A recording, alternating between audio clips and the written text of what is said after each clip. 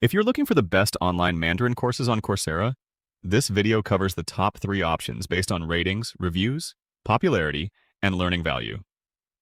Before we begin, check out the discounted Coursera Plus link in the description.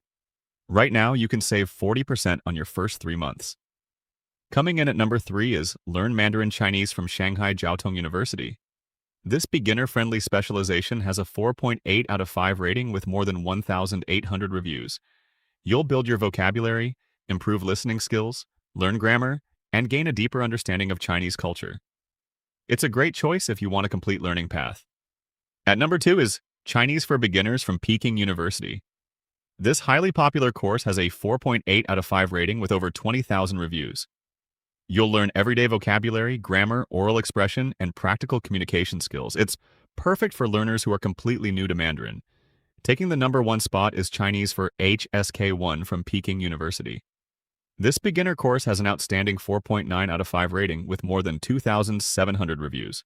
It teaches essential vocabulary, grammar, listening, speaking, and the foundational skills needed to pass the HSK Level 1 exam.